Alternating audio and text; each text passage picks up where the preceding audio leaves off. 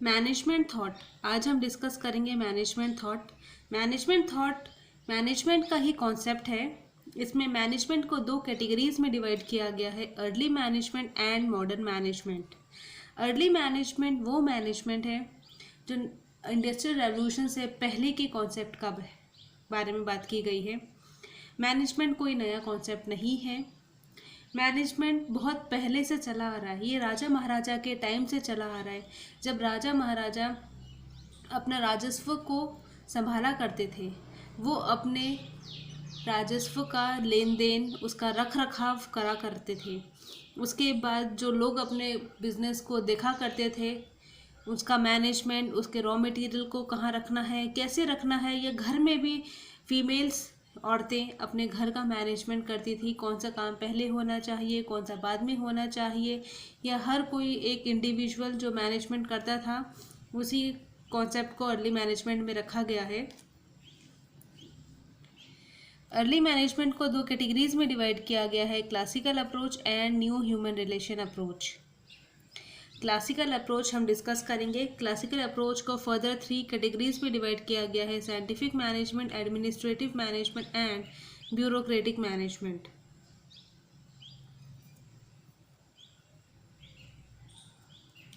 Modern management में उस management की बात की गई है जो इंडस्ट्रियल रेवोल्यूशन के बाद से शुरू हुआ।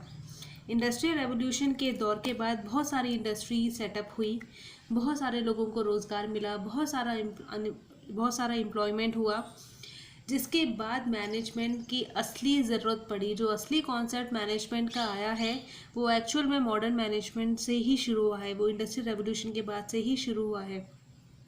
क्योंकि जब इंडस्ट्री सेटअप हुई, लोग ज़्यादा थे, एम्प्लॉयमेंट ज़्यादा था, जॉब्स ज़्यादा थी, पीपल ज़्यादा है, तो उन्हें मैनेज करने की ज़रूरत भी ज़्यादा पड़ रही थी। इसकी वजह से ये कॉन्सेप्ट्स आए मॉडर्न मैनेजमेंट के। हम शुरू करते हैं क्लासिकल अप्रोच से।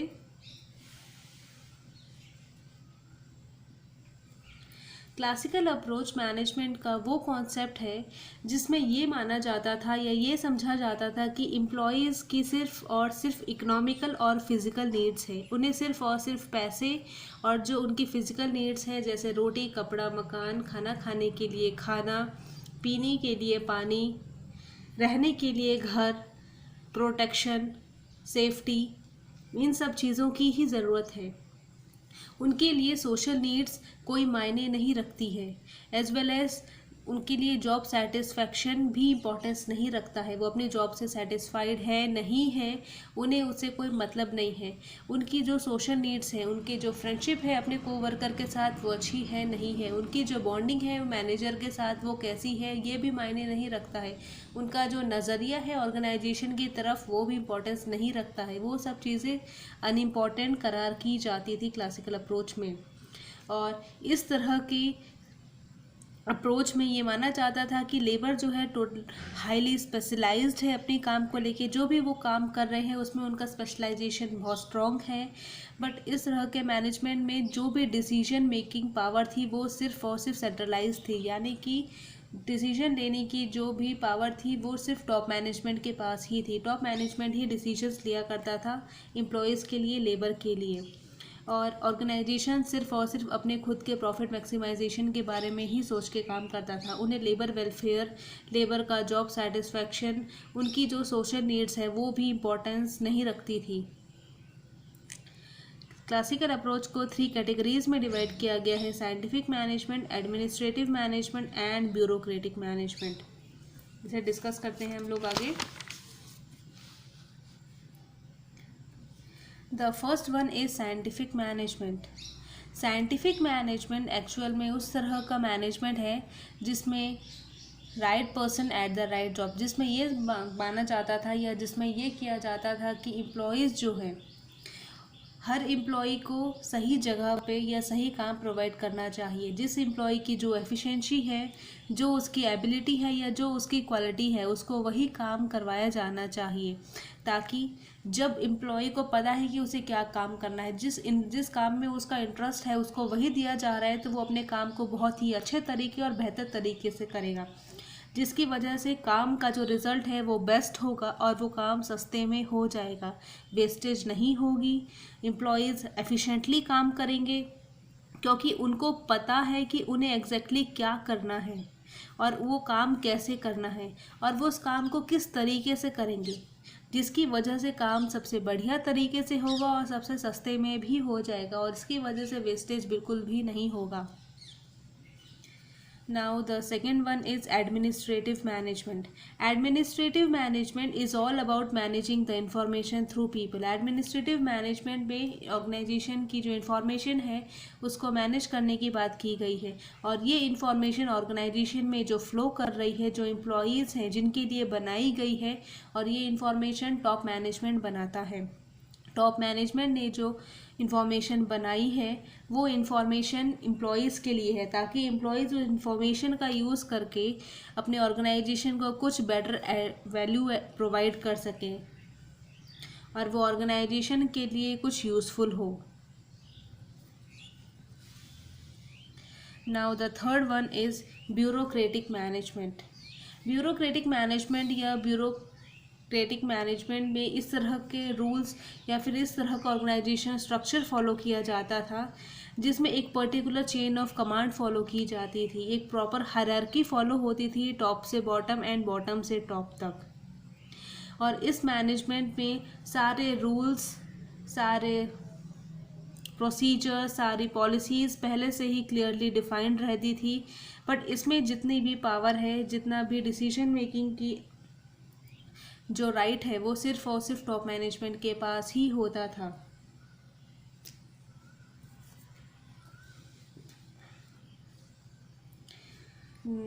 The second one is new human relation approach.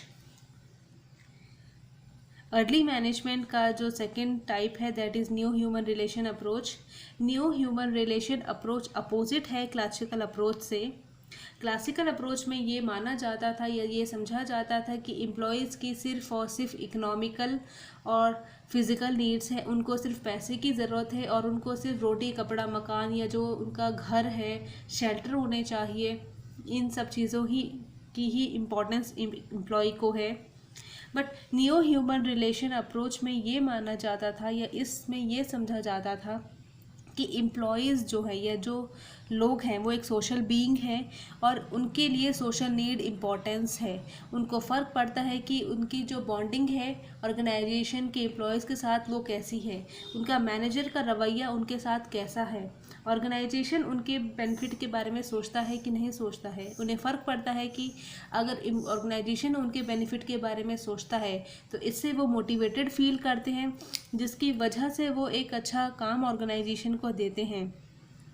और ऑर्गेनाइजेशन के जो एम्प्लॉयज़ हैं उनका जो रिलेशनशिप है, उनके जो ग्रुप के एम्प्लॉयज़ हैं, ऑर्गेनाइजेशन के जो बाकी के एम्प्लॉयज़ हैं उनके साथ उनका बॉन्डिंग कैसा है, अच्छा है बुरा है, उससे उन्हें फ़र्क पड़ता है। इसके साथ साथ ऑर्गेनाइजेशन उनको इंसेंटिव्स देता है, मॉनेटरी इंसेंटिव्स देता है, यानी कि उनके अच्छे काम के बदले उन्हें सैलरी देता है, ज़्यादा पैसे देता है, बोनस देता है, या फिर मैनेजमेंट उनको कैसे कंट्रोल करता है। इन सब चीज़ों से एम्प्लॉयज़ को फ़र्क पड़ता है और ऑर्गेनाइजेशन के जो एम्प्लॉयज़ हैं वो बहुत ही पॉजिटिव तरीके से रिस्पॉन्ड करते हैं अगर मैनेजमेंट, टॉप मैनेजमेंट उनके काम को देखता है, उनकी तरफ अटेंटिव रहता है। अगर उनका काम अच्छा है, अच्छे काम के बदले उन्हें कुछ बेनिफिट मिल रहा है, उन्हें कुछ इंसेंटिव मिल रहा है, तो एम्प्लॉयज़ और ज़्यादा मोटिवेट होते हैं और वो बहुत ज़्यादा अच्छे से काम करते हैं। और एम्प्लॉयज़ की जो साइकोलॉजिकल नीड्स हैं वो एक एम्प्लॉय की परफॉर्मेंस पे डायरेक्टली इम्पैक्ट करती हैं। अगर एक एम्प्लॉय की जो साइकोलॉजिकल नीड्स हैं, जैसे उसकी फ्रेंडशिप हो गई, वो कितना लव फील करता है या कितना अफेक्शनेट फील करता है ऑर्गेनाइजेशन से, या उसकी जो बिलोंगिंगनेस है ऑर्गेनाइजेशन की तरफ अगर वो बहुत ज़्यादा स्ट्रॉन्ग है तो इससे एक एम्प्लॉय की परफॉर्मेंस इंक्रीज़ होती है, वो अपने काम को और अच्छे और बेहतर तरीके से करता है। इस थ्योरी में ये माना और समझा गया है। अब हम आते हैं न्यू ह्यूमन रिलेशन अप्रोच को 3 कैटेगरीज में डिवाइड किया गया है। क्वांटिटेटिव अप्रोच सबसे पहला है जिसे डिस्कस करते हैं हम। क्वांटिटेटिव अप्रोच में उस तरह के मैनेजमेंट टेक्निक्स या उस तरह की क्वांटिटेटिव टेक्निक्स का यूज़ किया गया है, जैसे कि स्टैटिस्टिक्स इंफॉर्मेशन का यूज़ किया गया है। स्टैटिस्टिकल इंफॉर्मेशन में भी कुछ मॉडल्स, कंप्यूटर सिमुलेशंस का यूज़ किया गया है, ताकि एक ऑर्गेनाइजेशन अपने डिसीजन मेकिंग के प्रोसेस को या डिसीजन मेकिंग के जो उनके एक्टिविटीज़ हैं उसे वो इम्प्रूव कर सके, जिसकी वजह से वो अपने ऑर्गेनाइजेशन के लिए बहुत ही अच्छे और बढ़िया डिसीजंस ले सकें। एक डिसीजन एक ऑर्गेनाइजेशन के लिए बहुत ही ज़्यादा इम्पॉर्टेंट है। एक सिंगल डिसीजन एक किसी भी ऑर्गेनाइजेशन को या तो टॉप पे पहुंचा सकता है, या फिर एक गलत डिसीजन किसी भी ऑर्गेनाइजेशन को मिट्टी में मिला सकता है। इसीलिए ऑर्गेनाइजेशन डिसीजन सिर्फ ऐसे ही नहीं लेता है, वो हर चीज़ एनालाइज करता है, वो हर चीज़ इवेलुएट करता है, हर चीज़ का फ़ायदा, हर चीज़ का नुकसान, आगे आने वाले समय में क्या फ़ायदा हो सकता है, क्या उन्हें नुकसान हो सकता है, वो सब कुछ इवेलुएट, सब कुछ एनालाइज करने के बाद ही डिसीजन लेता है। क्वांटिटेटिव अप्रोच भी डिसीजन मेकिंग के लिए हेल्पफुल है। क्वांटिटेटिव अप्रोच में कुछ ऐसी स्टैटिस्टिकल टेक्निक्स का यूज़ किया गया है जिससे एक ऑर्गेनाइजेशन जो डिसीजन लेता है वो बहुत ही सही हो, जिसमें नुकसान कम हो और जिससे उन्हें फ़ायदा ज़्यादा हो। नुकसान बहुत कम और फ़ायदा ज़्यादा, इस चीज़ पे फोकस किया गया है। Now the second one is system approach. System जो वर्ड है एक्चुअल में ये एक ग्रीक वर्ड सिस्टमा से लिया गया है, जिसका मतलब है टू ब्रिंग टुगेदर और टू कंबाइन। लोगों को कंबाइन करना, मटेरियल को कंबाइन करना, या लोगों को साथ में लेके आना, चीज़ों को साथ में लेके आना, जिसकी वजह से जो डिफरेंट और सिंगल कंपोनेंट्स हैं वो मिलके एक पूरा कॉम्प्लेक्स होल बना सकें, एक पूरा सिंपल यूनिट बना सके, जिसकी वजह से एक मजबूत बन जाए कोई चीज़, और वो उन्हें एज अ स्ट्रेंथ और एज अ स्ट्रॉन्गनेस प्रोवाइड करे। सिस्टम अप्रोच में ये समझा गया है कि जो भी एक इंडिविजुअल या कोई भी एक कंपोनेंट अगर वो एक ऑर्गेनाइजेशन का हिस्सा है, दैट मीन्स वो कहीं ना कहीं एक दूसरे से रिलेटेड है, या वो एक दूसरे के ऊपर डिपेंडेंट है अपने खुद के काम को करने के लिए।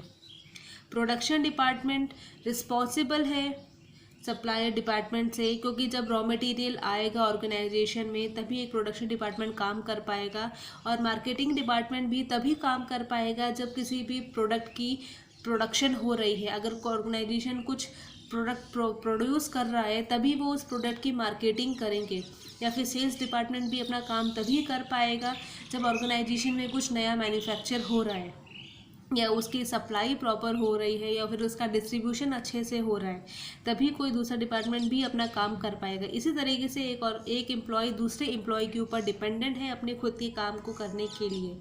अगर एक मैनेजर अपने एम्प्लॉय को ऑर्डर नहीं देगा तो एम्प्लॉय कुछ काम नहीं करेगा, वो खाली बैठा रहेगा। या फिर एक मैनेजर काम नहीं करेगा जब उसका जो बॉस है, जो चेयरमैन है, वाइस चेयरमैन है, या मे बी जो डायरेक्टर्स हैं ऑर्गेनाइजेशन के, वो उनको ऑर्डर नहीं देंगे, वो कुछ नई पॉलिसीज़, नए रूल्स रेगुलेशंस नहीं बनाएंगे, तो एक मैनेजर भी काम नहीं करेगा। इसी तरीके से हर एक एम्प्लॉय जो उस ऑर्गेनाइजेशन का हिस्सा है वो सब अपने खुद के काम को करने के लिए एक दूसरे के ऊपर डिपेंडेंट है। जब ऑर्डर आएगा तभी वो काम करेंगे, या फिर वो जब किसी को ऑर्डर देंगे तभी काम होगा, नहीं तो कुछ भी काम नहीं होगा। सिस्टम अप्रोच ये कहता है कि एक ऑर्गेनाइजेशन सिर्फ एक सिंगल कंपोनेंट से नहीं बना है, बल्कि वो छोटे छोटे कंपोनेंट्स जो उस ऑर्गेनाइजेशन का हिस्सा है, नो मैटर वो बहुत ही टॉप लेवल पे हैं, वो मिडल लेवल पे हैं, या वो लोअर लेवल पे हैं, उससे कोई फ़र्क नहीं पड़ता। अगर वो एक ऑर्गेनाइजेशन का हिस्सा है तो सब मिलके एक ऑर्गेनाइजेशन को बनाते हैं, वो एक पूरा यूनिटरी होल क्रिएट करते हैं। Now the third one is contingency approach.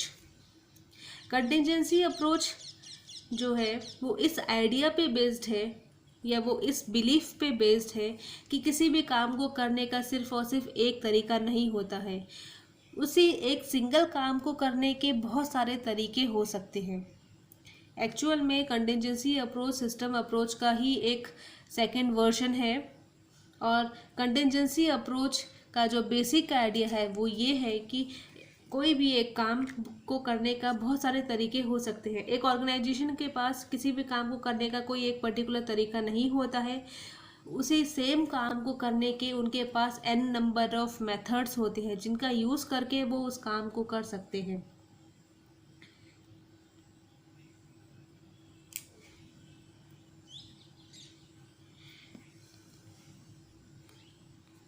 And the fourth one is behavioural approach. Behavioural approach इस फैक्ट पे बेस्ड है कि एम्प्लॉयज़ जो है या ऑर्गेनाइजेशन में जो ह्यूमन बींग्स हैं जो उस ऑर्गेनाइजेशन में काम कर रहे हैं उनके बिहेवियर को कभी भी समझाया और पढ़ाया जा सकता है। उन्हें कभी भी कुछ हमें समझाना हो, कभी भी हमें कुछ बताना हो, तो ह्यूमन बिहेवियर इतना फ्लेक्सिबल है कि वो नई चीज़ों को अडॉप्ट करता है, वो नई चीज़ों को सीखता है और इसी तरीके से वो अपने बिहेवियर में मॉडिफिकेशन लेके आते हैं जिसकी वजह से वो सिचुएशंस के अकॉर्डिंग या वो वेरियस टाइम के अकॉर्डिंग अलग अलग टाइम में अलग अलग सिचुएशंस में खुद को बदल पाते हैं और ऑर्गेनाइजेशन के बेनिफिट के बारे में ही काम कर पाते हैं। बिहेवियरल अप्रोच का जो सिंपल फैक्ट है या सिंपल मीन यही है कि हम अपने एम्प्लॉयज़ को जो उस ऑर्गेनाइजेशन का हिस्सा है उनको हम कभी भी कुछ भी समझा सकते हैं और ऑर्गेनाइजेशन के एम्प्लॉयज़ का बिहेवियर इतना फ्लेक्सिबल होता है कि वो उस चेंज को एक्सेप्ट करते हैं। अगर ऑर्गेनाइजेशन में कभी कोई नई टेक्नोलॉजी आ रही है, भले ही उस न्यू टेक्नोलॉजी या न्यू मशीनरी को एम्प्लॉयज़ को नहीं चलाना आता था, बट अगर नई टेक्नोलॉजी आ रही है, उस न्यू टेक्नोलॉजी की ट्रेनिंग अगर एम्प्लॉयज़ को दी जा रही है तो वो उस ट्रेनिंग को लेके, उस ट्रेनिंग को समझ के वो उस न्यू टेक्नोलॉजी, उस न्यू मशीनरी को चलाना सीख सकते हैं। एज वेल एज अगर कभी ऑर्गेनाइजेशन में कुछ प्रॉब्लम आ रही है तो या कुछ ऐसी वेरियस सिचुएशंस हो रही है जिसकी वजह से काम रुक रहा है या एम्प्लॉयज़ को थोड़ा जल्दी आना पड़ रहा है या एम्प्लॉयज़ को देर तक रुकना पड़ रहा है, उन्हें अपना ज़्यादा लेबर देना पड़ रहा है, तो एम्प्लॉयज़ उस चीज़ के लिए भी रेडी हो जाते हैं क्योंकि ह्यूमन बिहेवियर इस थ्योरी में माना गया है बहुत ही ज़्यादा फ्लेक्सिबल है जिसको कभी भी चेंज किया जा सकता है।